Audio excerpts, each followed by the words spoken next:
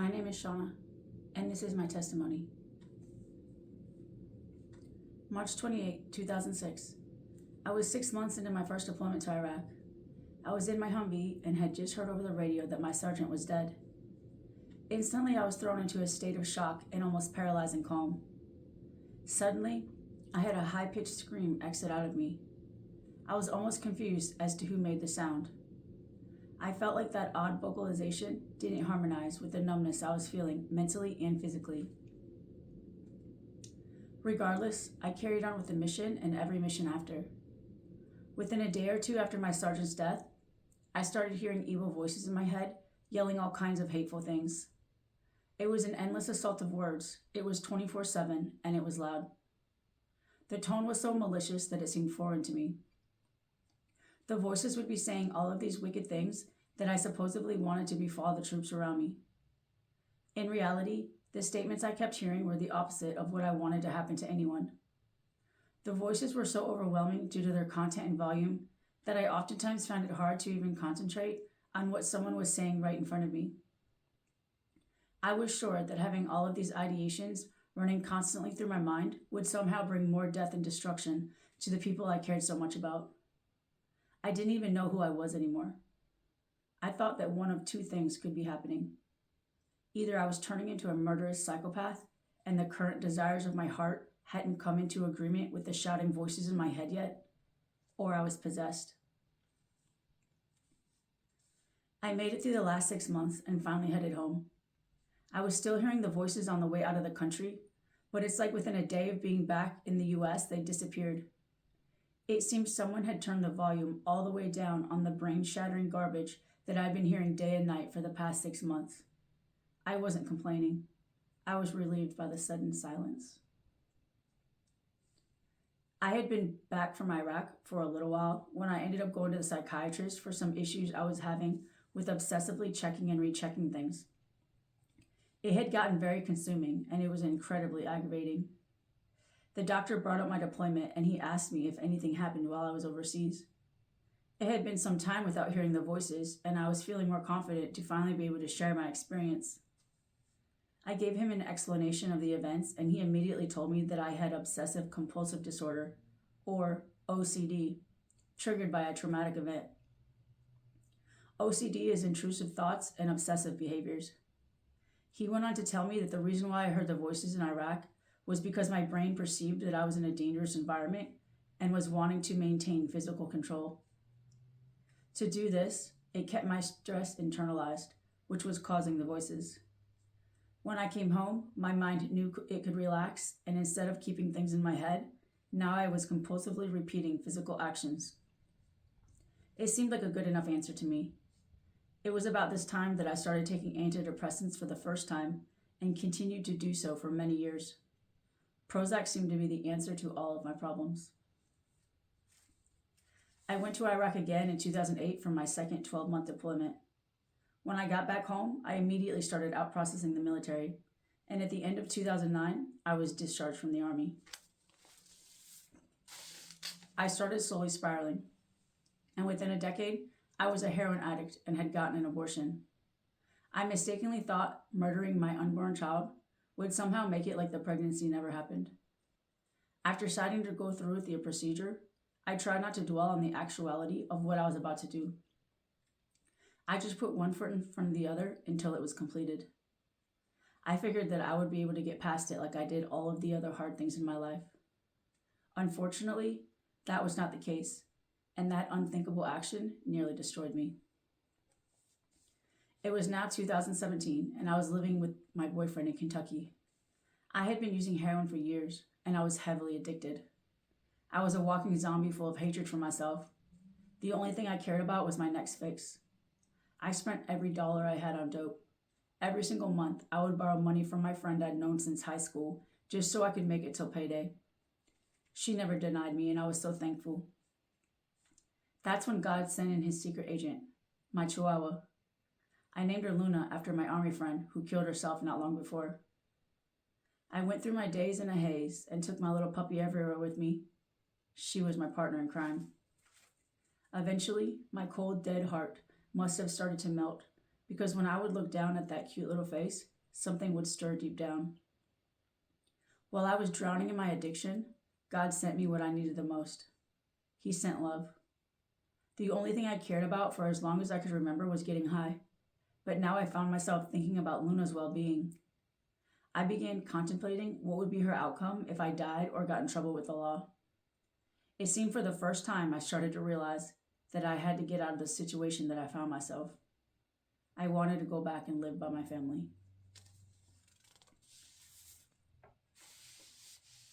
It was the beginning of 2019 when I finally made it home to Arkansas.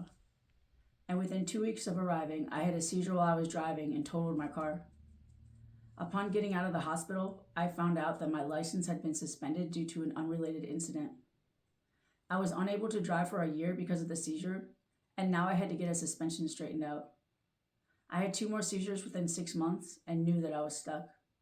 I was without a car and a driver's license for almost 2 years, and in my little country town, there wasn't any heroin to be found. Trust me when I tell you that I asked. Looking back now, I realize it was all part of the master plan. If there would have been heroin around, I would have done it.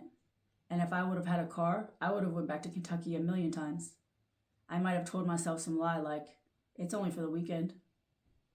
My little dog is what kept me from taking a bus and figuring it out when I got there. I knew that wouldn't have been a good experience for her. It seemed that the longer I went without heroin, the more I wanted it. I had started to forget the pain and agony that it had put me through. God knew that I needed some roadblocks, and I am so grateful for every single one. Within months of being home, I was walking Luna, and I heard something that stopped me dead in my tracks. Dread filled me from the top of my head to the soles of my feet, and I tried to come to terms with the fact that I had just heard evil in my brain like I had so long ago. I couldn't believe it. Was it really coming back after all this time? I thought that I had gotten over this. It was only a blip at first.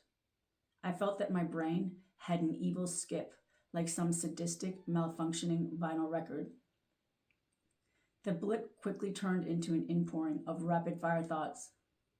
It seemed my brain had started attacking itself. One heinous thing after another with such ferocity that I felt like my head was going to explode. Relentless. Thoughts that were not my own. Thoughts and images that I hated with every cell of my being. Horrific subject matter would pop into my head, and the horror did not bring me joy.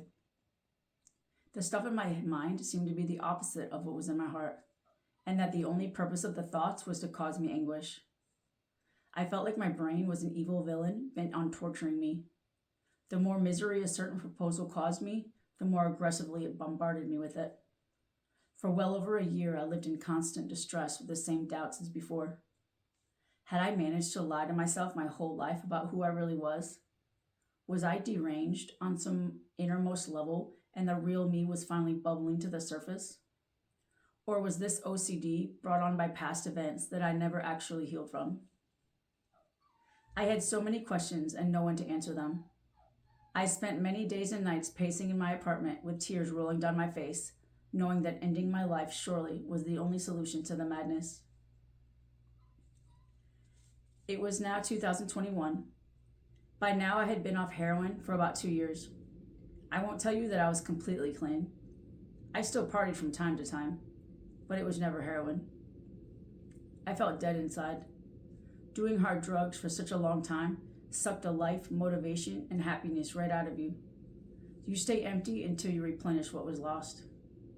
I didn't think I was ever going to feel normal again. I was so depressed, and to top it off, my head had started acting crazy again. I just had this feeling that I wasn't going to be alive much longer.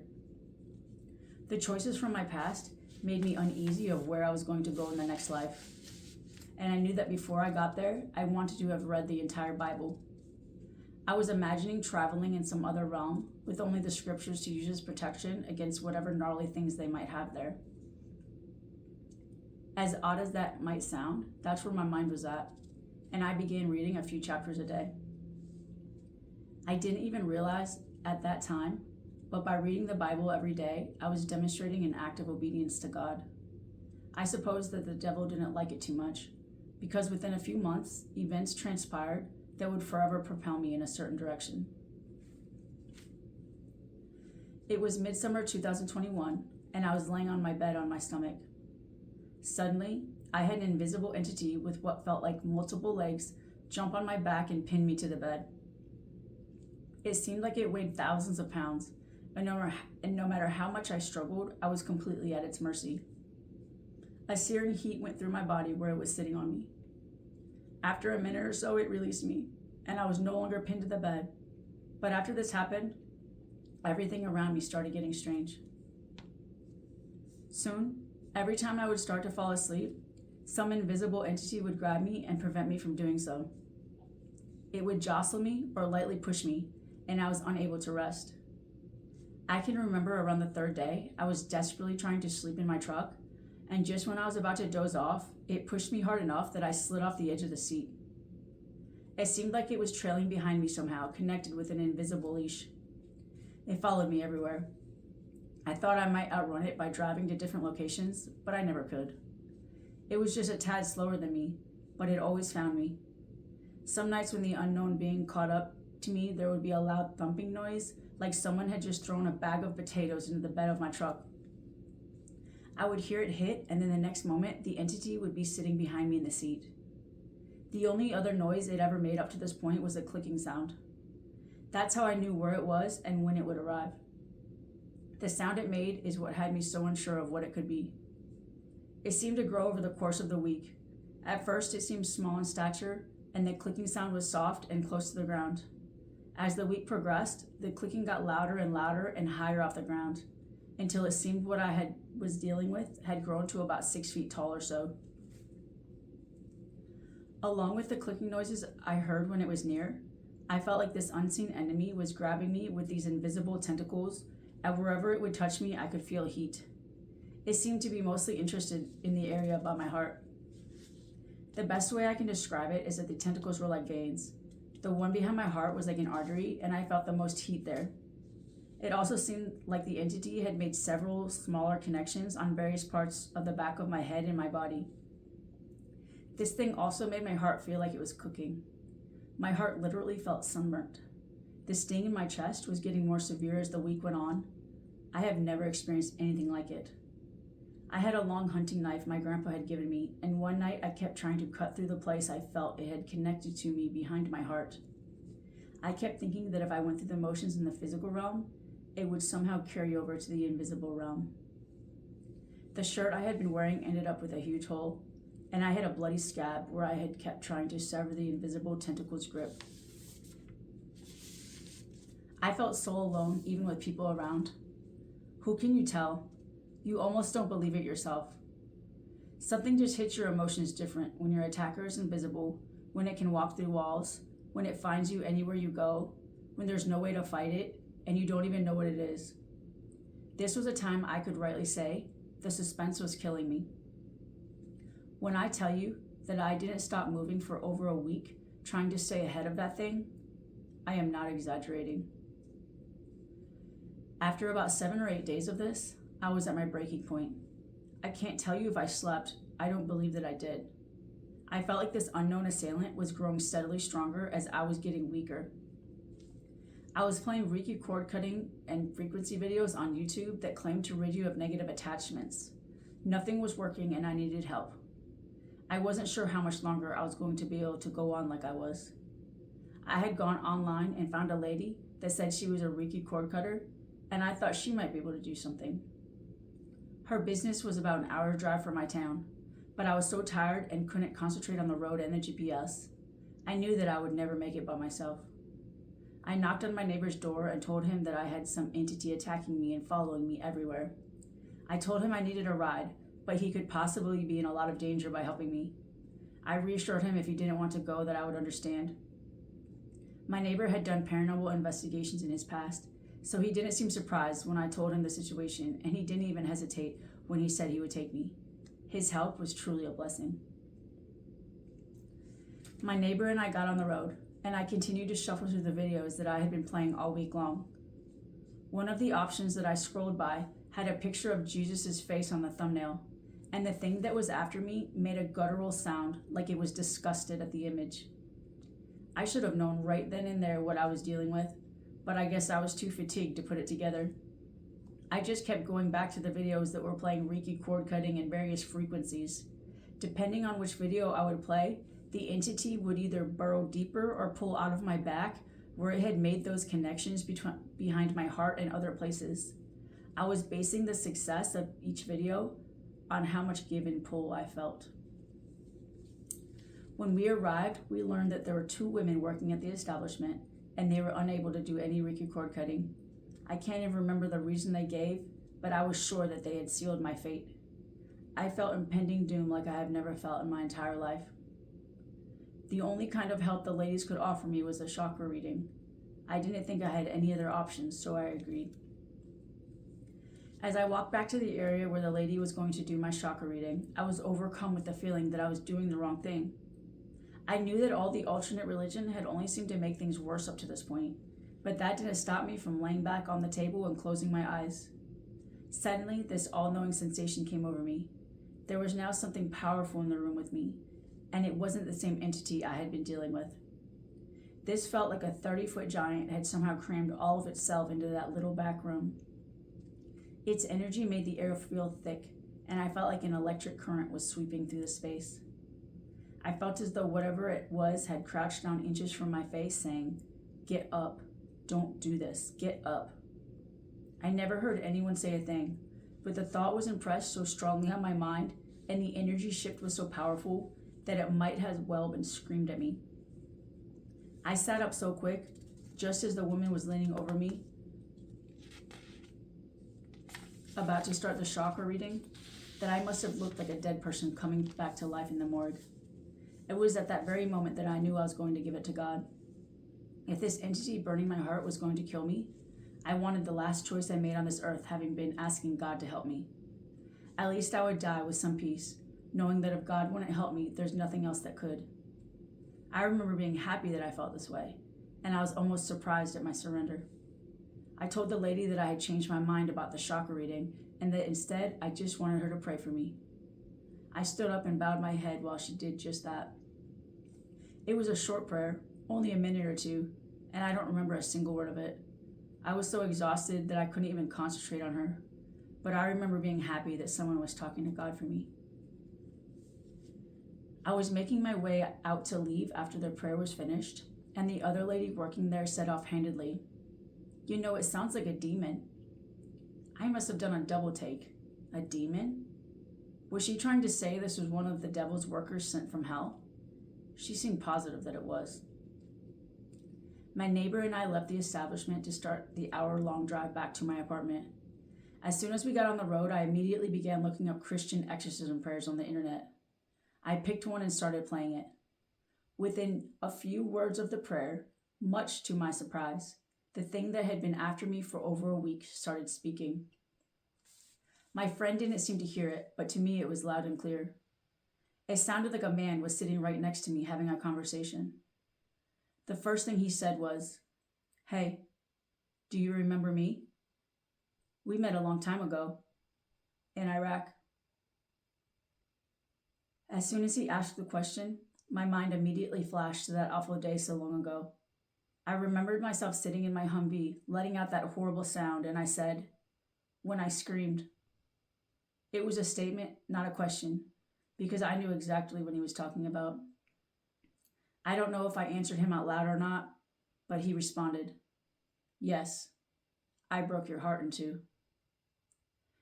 The demon kept speaking, but I do not recall much after that. I will say that he sounded intelligent and well-spoken. The longer the exorcism prayer went, the softer his voice got until I couldn't hear him anymore. By the time we pulled back into the parking lot of my apartment, his voice and presence were gone, along with the clicking sounds and the pain he had been causing me in my back and my heart. I was finally able to rest, but this was by no means the end of the activity. For 3 days after the demon claiming to have met me overseas was pushed back, I saw silhouettes of beings everywhere. I noticed them when I was outside, and they looked like the shape of a person. They were different heights like people are, with pronounced head and shoulders. The silhouettes themselves were transparent, but they stood out because they looked like extremely foggy glass covered in raindrops. One day I was sitting in a chair in front of my apartment, and there was one of the silhouettes peeking at me from behind a storage shed that sat directly in front of me. I would see its head and shoulders peek around the side and then pull back quickly, only to peek at me again. It was like it was playing hide and seek and didn't want to be seen. The beings would be all over the lawn in front of my apartment buildings. That's where I seemed to notice them the most anyways. They never really bothered me, and I don't know what they were. I could see them for about 3 days, but my ability to do so decreased each day until finally I couldn't make them out anymore.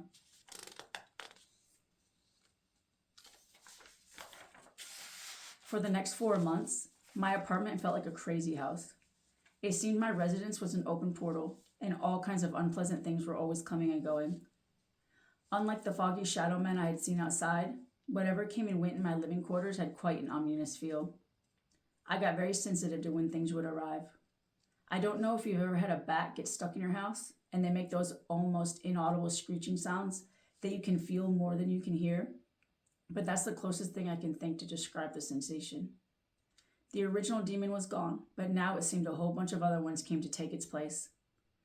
There was something that kept showing up that felt like there was someone walking across the bed. And one time, I had what felt like a finger poke me in the pelvis.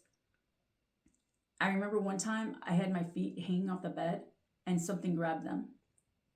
Sometimes my apartment would be flooded with the smell of feces or smoke, only to dissipate suddenly. This is by no means all of the occurrences, but you get an idea of what my situation was like.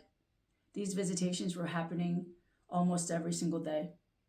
I dealt with it all by keeping awake mostly throughout the night when the activity seemed to be the worst and playing prayers through a speaker.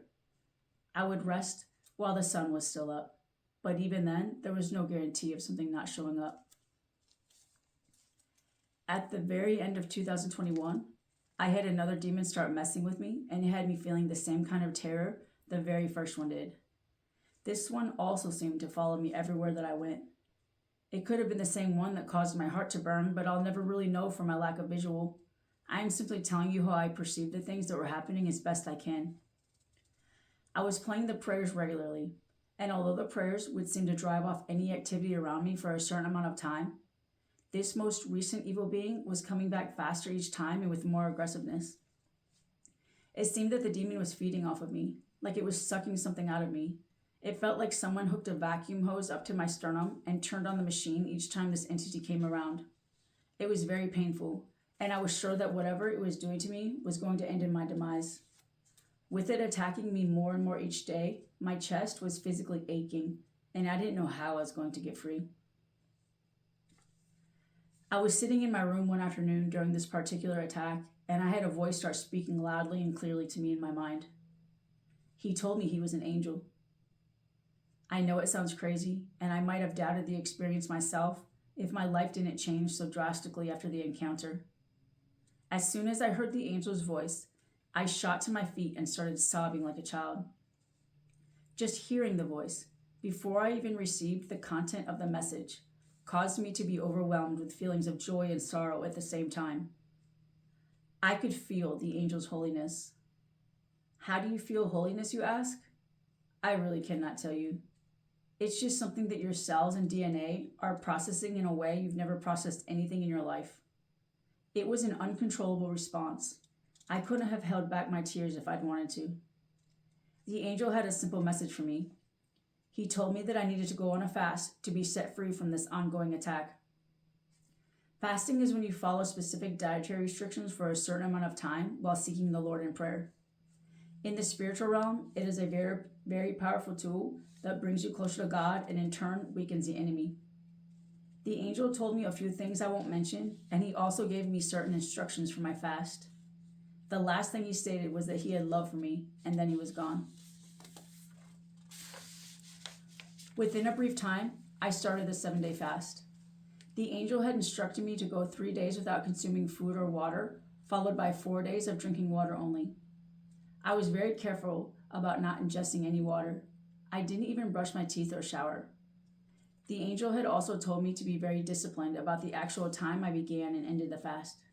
I set alarms for the beginning and ending of the week at midnight, and I also set an alarm for the third night so that I could start drinking water at midnight. It worked. The fast ended the beginning of 2022.